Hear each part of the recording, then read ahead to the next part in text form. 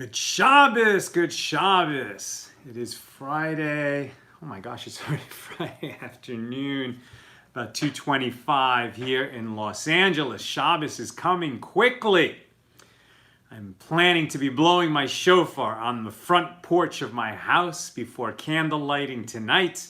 If this is an option for you where you live, if you own a shofar, go out and blow it. And a lot of people are also going to be singing Yedid Nefesh and other songs to welcome the Sabbath from their front porches. So let's bring in the Sabbath with joy, with music.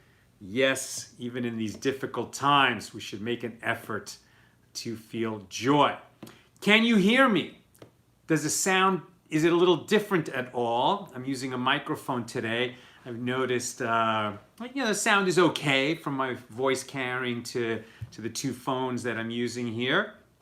But I thought we could make it a little bit better.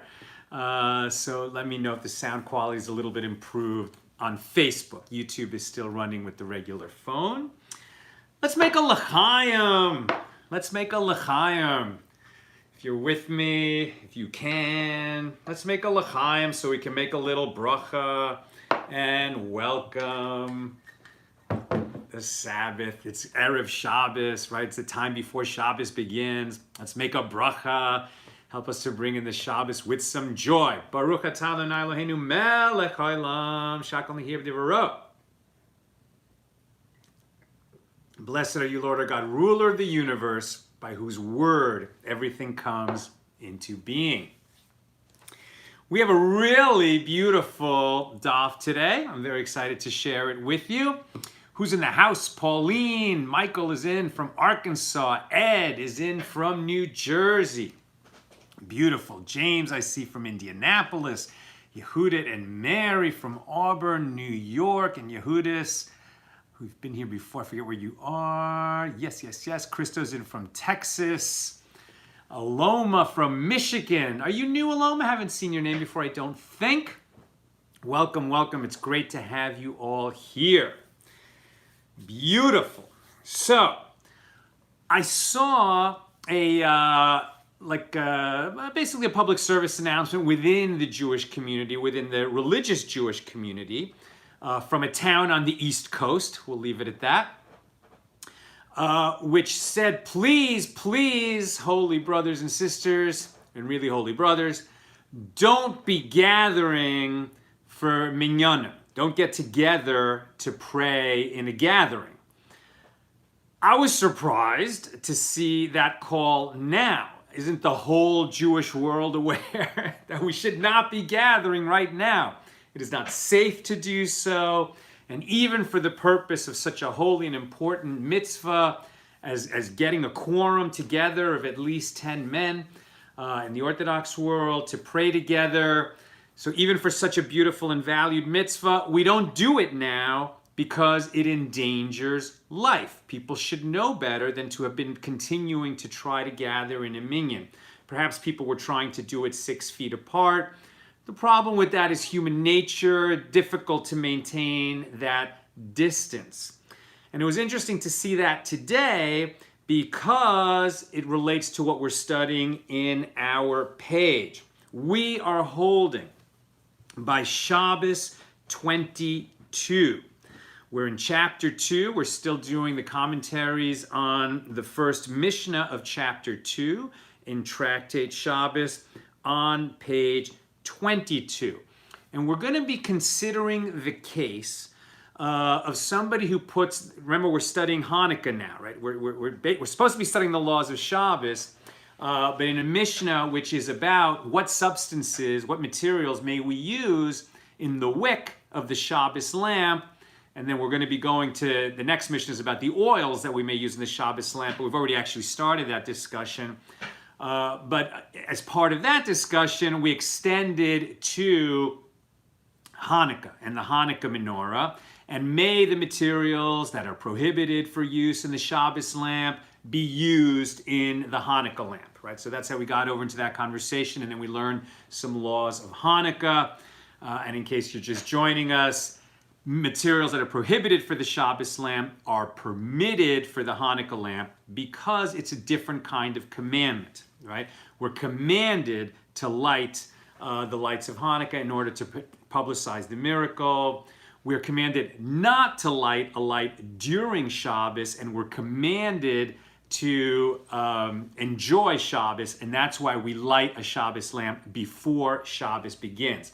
But it's a different reasoning and a different logic, and that's why the rules are different.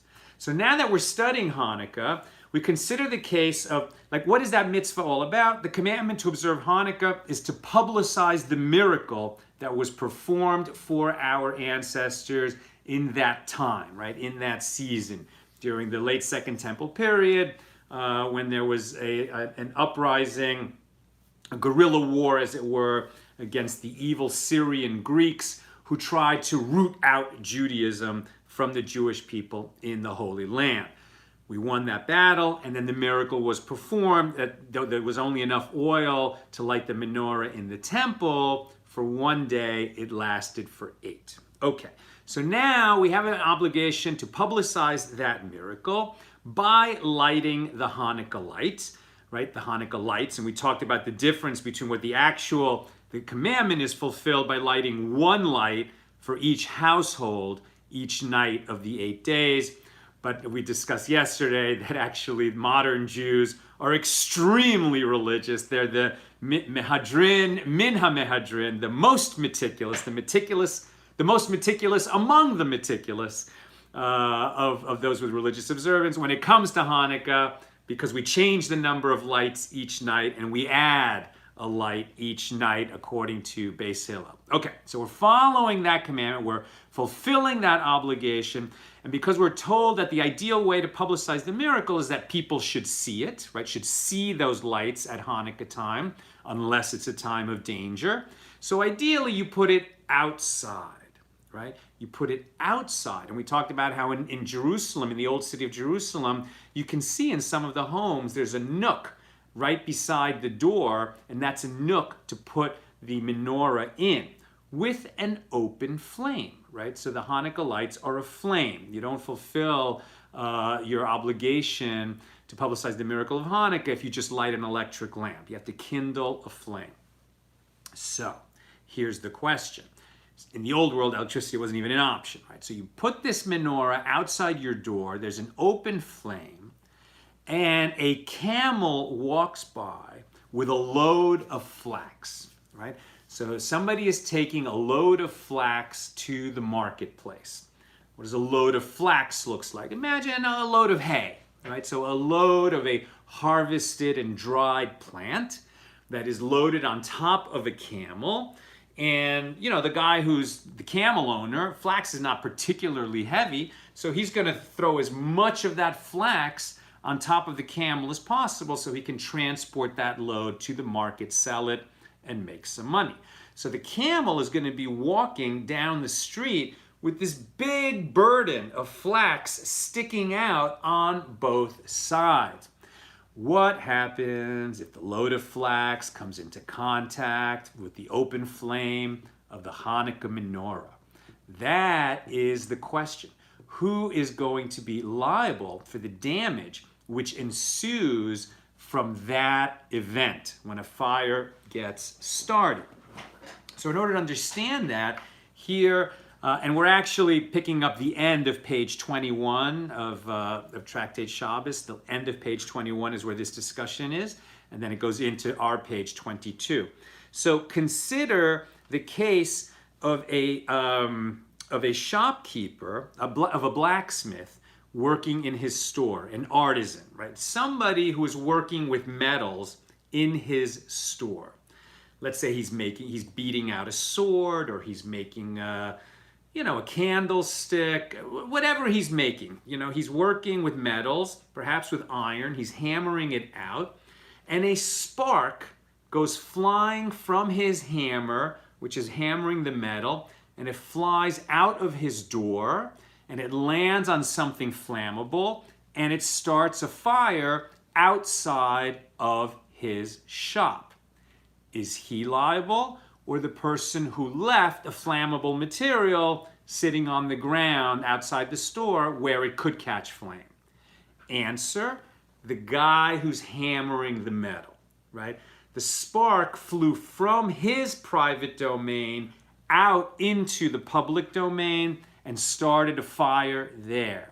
He is liable for damages which ensue from that fire.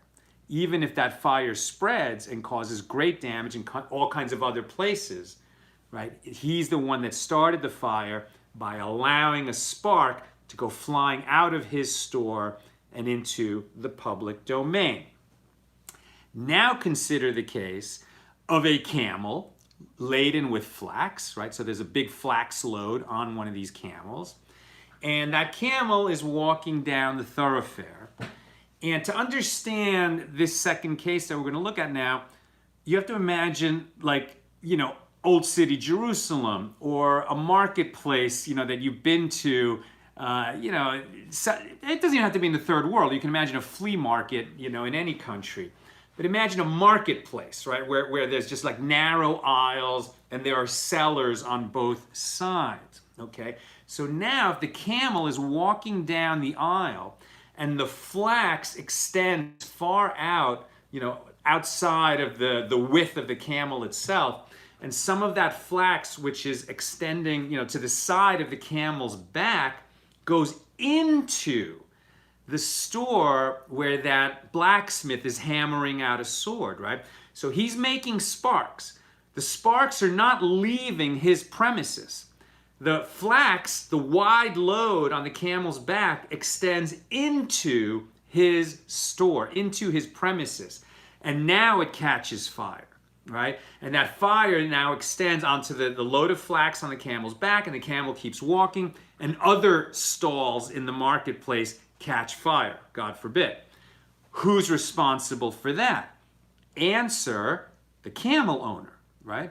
Because even though the spark came from the blacksmith's hammer, he was in his proper location, keeping his sparks inside his proper location. And it was only because the wide load of flax extended into the private domain of the blacksmith that it caught fire. Right? So if the flax went into the blacksmith shop and caught fire, the camel owner is responsible. If the spark left the blacksmith shop and went out into the public domain and there it caused a fire, then the blacksmith is liable. So now we come back to our question. A shopkeeper put a Hanukkah menorah outside his shop.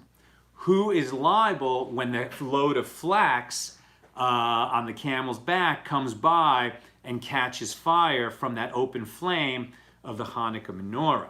Rabbi Yehuda says that the shopkeeper who put the menorah outside his shop is not liable for the fire that ensues. But the sages disagree. They say the shopkeeper is liable. Now, Rabbi Yehuda, we're not sure exactly what his reasoning is. Some suggest it's because he doesn't want to place an undue burden on people who are trying to fulfill their obligation to light the lights of Hanukkah in a public way so that people see so the miracle is publicized. And we don't want to discourage people from publicizing the miracle by putting the Hanukkah menorah outside their shop if they're told that, but if you cause a fire, you're going to be liable for the fire that open flame causes. So that might have been Rabbi Yehuda's thought. But the sages overrule him and say, no, if you put your Hanukkah menorah outside in a place where it can cause that kind of damage and start a fire in a crowded marketplace, then you're liable. And this brings us back to that announcement that we saw going around on WhatsApp today, that people needed to be told to no longer gather in minyanim, to get together for prayer services in a group. They're trying to do an important mitzvah, fulfill an obligation. They may even be doing it because somebody had experienced a death. Perhaps somebody lost, God forbid, one of their parents to the COVID-19 virus, right? So there's a lot of deaths happening among old people. And then the surviving child needs to say Kaddish, for the next year. Maybe people gather to help him say Kaddish, which is a huge important mitzvah. But you can't do that if it's going to endanger others. So just like you can't, just because you're fulfilling the mitzvah of publicizing the miracle of Hanukkah, you can't put your menorah in a place where it may cause a fire that harms others. Likewise, you can't gather to pray in a minyan now because that may spread the disease and become a vector of bringing the virus to old and vulnerable people. You just can't. And all the major rabbis around the world of every denomination have been very clear, we cannot gather in minyanim anymore at this time until the danger level subsides. Okay.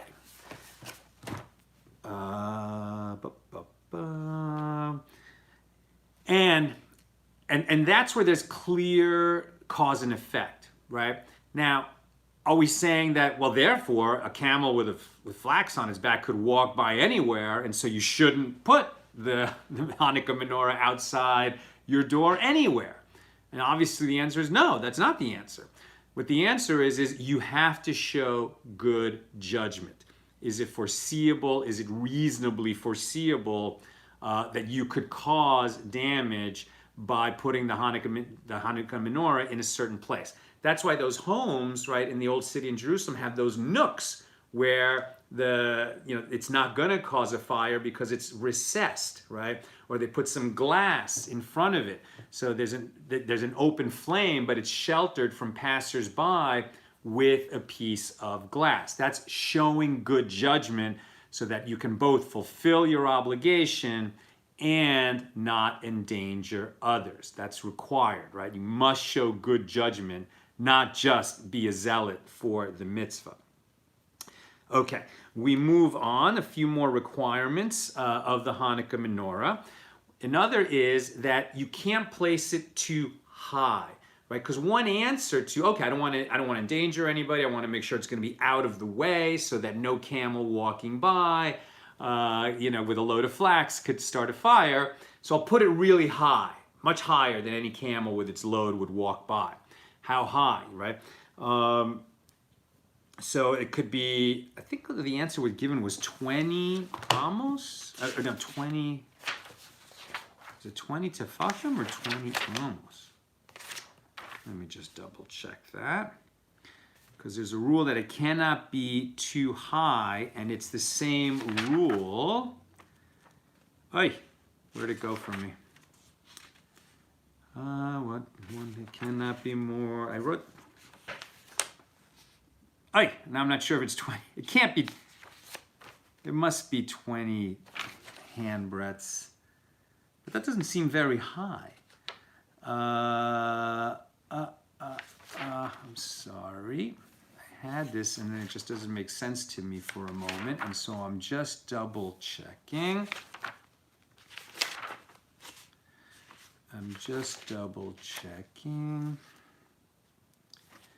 It is a mitzvah to place the Hanukkah lamp within 10 handbreadths of the ground.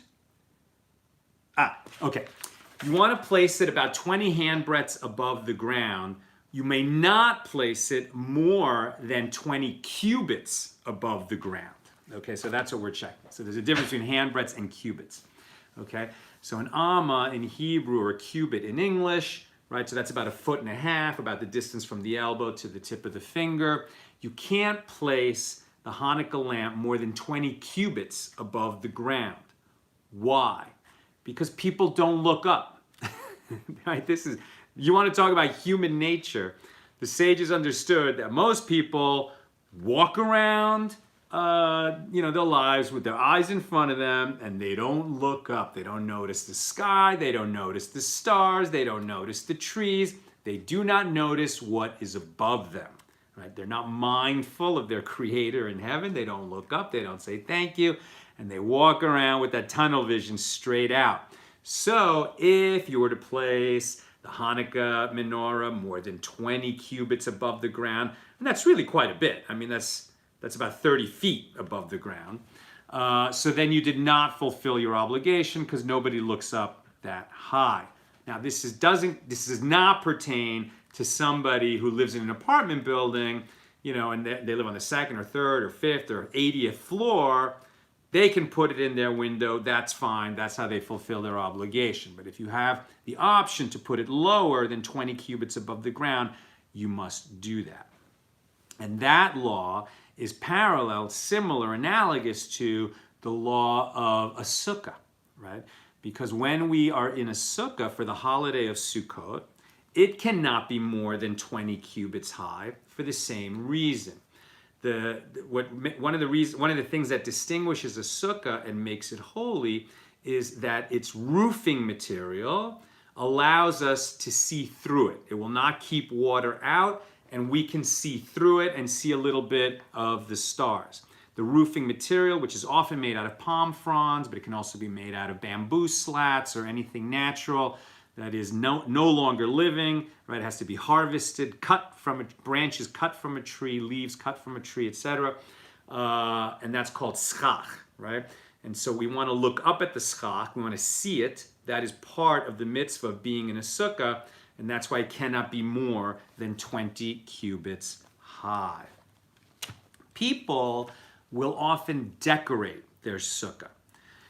One of the ways to decorate a sukkah during the holiday of Sukkot, which is a fall harvest type of festival, of course it has a meaning of commemorating when the children of Israel were wandering in the desert in similar fragile structures, and we were in the care of God in heaven. But it's also a harvest time festival. And so often people would decorate the roof of the sukkah with hanging fruits and vegetables, right? Like beautiful fruits and vegetables that have been harvested at that time of year and which we can use to decorate the sukkah. Some people don't decorate a sukkah. Some people use, plastic decorations, and that's fine. But if you use fruits and vegetables to decorate your sukkah, so then those fruits and vegetables have been set aside for the purpose of beautifying the mitzvah of having schach on the roof of your sukkah. And you cannot eat them during the holiday of Sukkot. During the 8-day holiday of Sukkot, you cannot eat those fruits and vegetables which you put on the ceiling to decorate it. They are set aside. And so this brings up the question of the sanctity of something that's being used for a mitzvah. To understand this question a little bit, you have to understand that if you consecrate an animal or money or something for the temple, right? You're setting it aside and saying, I'm going to give this as an offering. So you can no longer benefit from it. That object has acquired sanctity because it has been consecrated as an offering to be given in the temple. You can no longer benefit from that object other than to bring it as the sacrifice. So let's say you have a lamb, you're going to give it as a Thanksgiving offering, you've set it aside, you're going to walk up to Jerusalem and use it there. That lamb is now sacred. If the lamb develops a blemish so that it is no longer suitable to be offered up on the altar, you can't now just put it back in your flock because it's been set aside. You have to treat it specially. Likewise, there's an offering that is only partially offered up on the altar. Different offerings have different rules how they're used. So sometimes only parts of the animal are given up, parts are given to the priest, and parts are left over. Those parts that are left over can't go back into use. They need to be consumed, right? They need to be burned or set aside in some other way. The utensils that are used for fulfilling a mitzvah have sanctity while the mitzvah is being performed, but after the mitzvah is completed, they can return to use, right? Because they themselves were not sanctified. They were only being used for the purpose of bringing the offering or performing the mitzvah. So the question that we're attempting to answer is, may we light one Hanukkah lamp from another? Here, don't think so much about the modern Hanukkah menorah. Think more about a Shabbos lamp or a Hanukkah lamp, the way it was used in the ancient world, right? There's actually a nice little illustration here of a lamp in the ancient world. I was sort of describing this the last couple of days. to try to give you that sense. It said like a little bit like a genie lamp in the movies. Oil goes in there, the wick comes out of the hole, the flame goes on the wick, and this is a lamp. Right? That's a lamp in the ancient world. So the question is, can you use one Hanukkah lamp to light another? Right? If the light is sacred in itself, then you're not going to be able to use it for any purpose other than the mitzvah of Hanukkah. We've already learned that now, for sure, in modern times, we don't do anything with the candles on the Hanukkah menorah. We don't read by them, we don't count money by them, we don't operate by them, unless it's a life and death situation. They are, they're set aside. But the question was asked back then, could you use one lamp to light another? In order to understand that, the question that's being asked is the light itself sacred, or is it a utensil that is being used to perform the mitzvah, fulfill the obligation of publicizing the miracle of Hanukkah? Right? That's the question that's really being asked. Does the light itself become sacred and it can't be used for anything? Or, can it be used to light another Hanukkah lamp? The answer is going to be yes, you can light another Hanukkah lamp with a Hanukkah lamp, right? With the light of Hanukkah. You can use a light of Hanukkah to light another light of Hanukkah, but you cannot do it if the transfer of the flame means that you're going to take a piece of straw or a reed or a match, a wood chip, something like that, light it from the first Hanukkah lamp, and then transfer the flame over to the second Hanukkah lamp. That you cannot do. And in modern times, just to be stringent about this, we don't take one candle on the Hanukkah lamp and use it to light other candles, right? Not the Hanukkah lights themselves. We do use a candle that's on that Hanukkah menorah to light the Hanukkah candles, but that's called the shamash, right? It's the one that's used for lighting other candles. It is not one of the Hanukkah candles itself. And that's why when you look at a Hanukkah menorah, which has 4 branches on each side, and that one in the center has to be at a different level. It is not like the other ones. It's usually elevated. It could be lower, but it needs to be different. It needs to be different than the other 8, and that's the one that is strictly used for lighting the other ones so that we don't come to use one light to light another. Technically, it's permitted, but we're stringent about this in modern times. It's another way that modern Jews are stringent, that we're careful never to use a Hanukkah light for any purpose, even lighting another Hanukkah light, so that we don't come to exploit something that is supposed to be used just for the mitzvah. And we've been looking at the decorations of the sukkah, right? And we say that those are set aside during the holiday of Sukkot as a decoration, and we can't pull it down and eat. There is an exception. You could stipulate before Sukkot, I'm putting these beautiful fruits and vegetables on the roof as decorations, but when I become hungry in my sukkah, I'm planning to take them down. They're no longer going to be decorations, and I'm going to eat it. If you say that before the holiday begins, you can do that. But that's just an exception. The real principle is they're set aside as decorations, not as food, and we don't eat them. Right? You'd have to make that direct stipulation, and if you didn't stipulate, you cannot pull that fruit down and eat it. Rav Yosef tells us that both this and that, the law that you can't use the flame of the Hanukkah menorah for any purpose other than, looking at it and seeing that it's commemorating the miracle of Hanukkah, or the fruits and vegetables on the roof of the sukkah, we learn that out, you wouldn't expect this, from the law of a kosher slaughter. Right? So when you slaughter a kosher animal in order to eat it, so imagine that, we eat beef, right? We're going to have short ribs tonight, Shabbos dinner. Nina makes a beautiful short rib. Oh my gosh, I wish you could all taste it. Where does that beef come from? Originally it came from some farm somewhere where they're raising cattle. And then there was a kosher butcher who slaughters that cow. Right? And that's a very different way of killing the beef cattle than is normally practiced, right? And normally out there, when you buy non-kosher beef in the supermarket, the cows are usually killed with like some kind of electric prod to the brain. But when you do kosher slaughter, you have to make a very precise cut with an extremely sharp blade by a qualified shochet, right? A qualified butcher, who's a kosher butcher, who says all kinds of blessings, who has all kinds of training. He's usually a rabbi. And it's like one clean cut that is going to cut both the trachea and the esophagus of the cow. A lot of blood is going to spill out. It is a Torah law, not a rabbinic law, but a Torah law, biblical law, that the blood that comes out of the kosher slaughter and goes on the ground needs to be covered with dirt.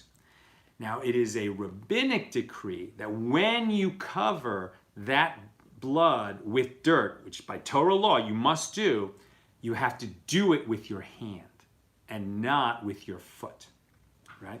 You could easily just drag some dirt over the blood and cover the blood with your foot. It's possible, and it would seem like that would fulfill the Torah obligation of covering the blood with earth. But our sages say you have to do that with your hand. Why? Because it's a holy commandment that you're fulfilling, and you don't do that casually with your foot, right? So they want us to have a tremendous degree of respect and even awe. Whenever we're fulfilling a Torah obligation, when we're doing a mitzvah, when we're performing a mitzvah, we should feel a sense of awe. It's beautiful. This week's Torah portion is all about sacrifices. We've just entered Vayikra, the book of Leviticus. Highly recommend you read this week's Table for Five on Accidental Talmudists. We've got 5 fantastic writers commenting on bringing the meal offering, which is sort of the least expensive of the offerings that you could bring. It's like bread made from flour, and you don't need much of it. That's like the cheapest, right? And then there's birds, and then there's kids, young goats and young sheep, and then sheep and goats, and eventually bulls are by far the most expensive sacrifices, right? But all of the sacrifices, from the lowest cost to the highest, we're told in the Torah that they give a pleasing aroma to God. A pleasing aroma. That's amazing, right? God doesn't need our food. He doesn't need us to burn up animals on an altar, like as if that somehow, gives him sustenance. He doesn't need our sustenance. Why is it that the infinite being, alongside of whom we're so nothing, so small, so insignificant, you look at the stars and there's billions of stars. Why is it that us creatures, humans on this little planet, why is it that we can please God? The Torah says that we can give God a pleasing aroma. And Rashi answers that it's a pleasing aroma because God said, do this, and we did it, right? When we fulfill a commandment, we give the Creator pleasure, right? So if you're in the process of fulfilling a commandment, right? Jews have 613, but all people have 7, right? So when you're fulfilling the Noahide laws, the 7 Noahide laws, the chief one of which is to know God and to learn about God, that's number 1, which we're doing right now, right? So when you're doing this commandment, so you should have awe of the fact that you're doing it. You should have pleasure in the fact that you're giving God pleasure. How are you giving God pleasure? Because he said, do this, and you did it. And we can understand that because if you tell your son or daughter, listen, you should do this, I'm telling you to do it, they don't understand why the table has to be set with a tablecloth. You could eat just as well on a table without a tablecloth, but you said put the tablecloth, and they put the tablecloth, and it gives you pleasure that they followed your command even though they don't understand it. And likewise, when we fulfill a mitzvah, we give God pleasure, and we should recognize that that's an important thing that we're doing and not treat it casually or thoughtlessly. Likewise, when we're going to light the Hanukkah lamp, because we've been commanded to do that through our sages, that wasn't in the Torah, right? Hanukkah is a much later holiday, but our sages decreed that we would fulfill an obligation by observing, by publicizing the miracle of Hanukkah when God saved us. When you do that, you're not casual about it. It's a beautiful thing that you're doing, so you want to be meticulous. You want to do it correctly. And it's such an easy obligation to fulfill. Okay. The last thing I want to share with you is something that comes up here on the question of may we light one Hanukkah lamp with another. We learn that Rabbah followed his teacher Rav in all things with 3 exceptions, right? So Abaye reports to us that Rabbah followed his teacher Rav in all things except for 3 lenient opinions of Rav's interlocutor, right? So Rav and Shmuel were a pair. They would argue about a lot of different things, and they held differently on a few issues. So Rabbah would follow Rav in everything except for 3 matters in which he followed Shmuel, who was more lenient. What are those 3 things? Number 1, we can light one Hanukkah lamp from another. We cannot light anything else from a Hanukkah lamp, only another Hanukkah lamp. Number 2, we may take tzitzis, ritual fringes, off of one garment and tie them to another. Rav held that, no, you can't do that. Once you attach it to one garment, it is made sacred, it is now a sacred object, and you can't devolve it of its sanctity by taking it off that garment when it's now it's not sacred because it's not performing the function of being a fringe on that garment to transfer it over to another. But Shmuel said, yes, you can, as long as you're transferring it to another garment where it will maintain its sanctity, acting as a fringe. It was on the first garment, now on the second garment. And the third matter brings us back to our discussion of Shabbos. This is an important question of Shabbos that we're going to encounter actually a little bit later. We're going to continue talking about the Shabbos light, but now we're going to return to another matter of Shabbos, which is, can you drag a heavy piece of furniture from one place to another on Shabbos?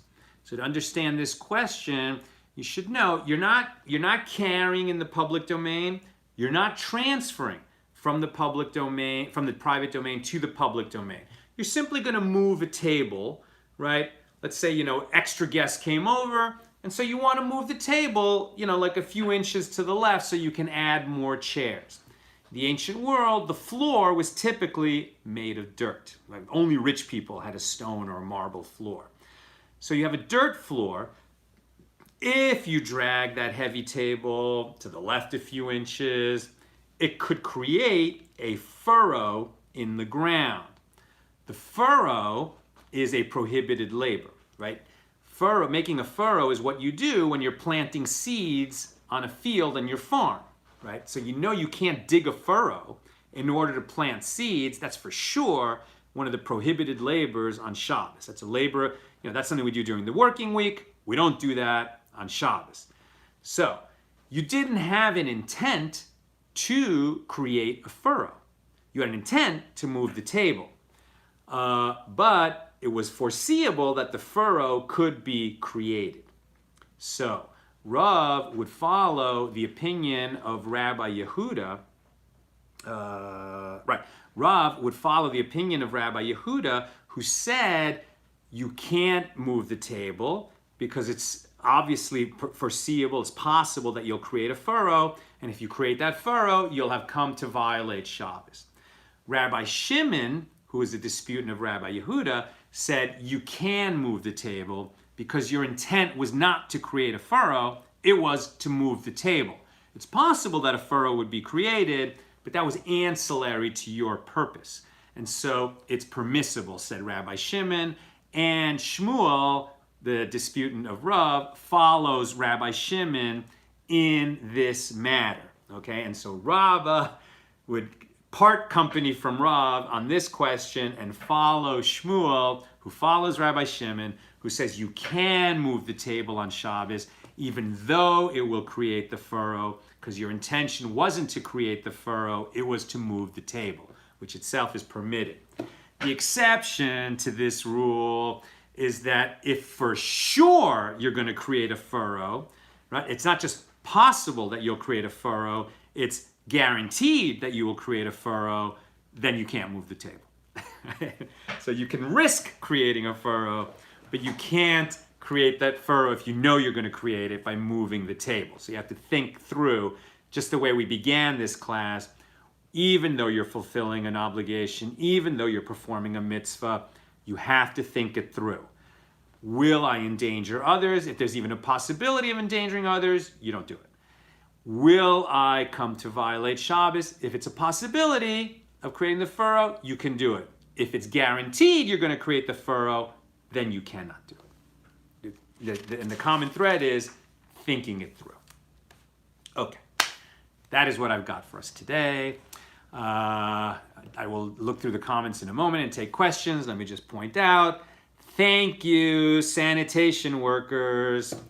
Right now, we've got to be grateful for everybody who does not have the possibility of hunkering down and, just sort of weathering the plague by staying home and laying low and avoiding all contact. We all need to do that, not only to protect ourselves, but to protect the more vulnerable members of our society. But some people have to go out and do their jobs in order to protect society.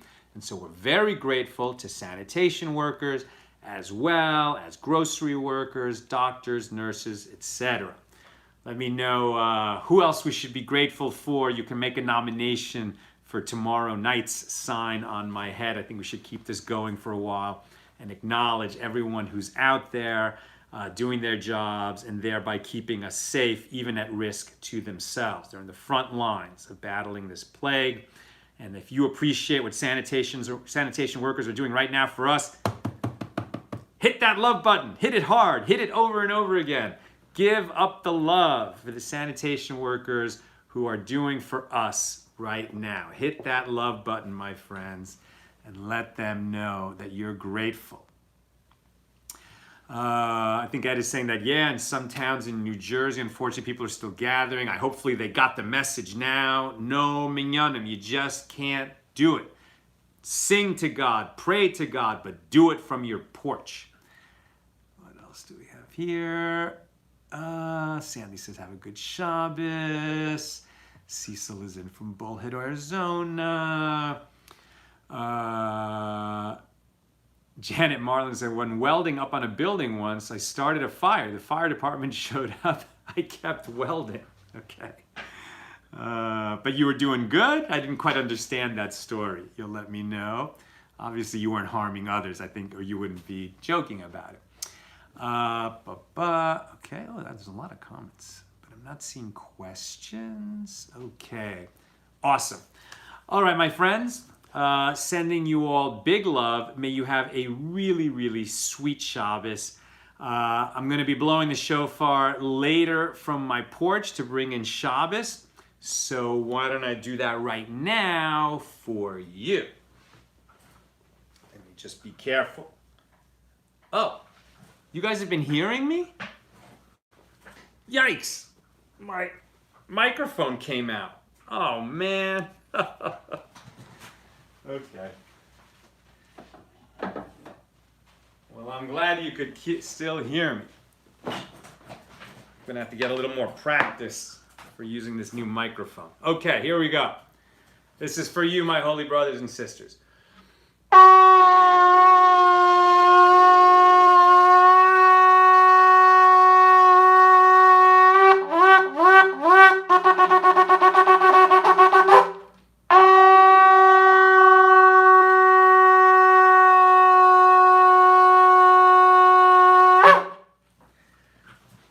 May we all have the sweetest possible Shabbos under these conditions. All right, sending you all big love. Take care.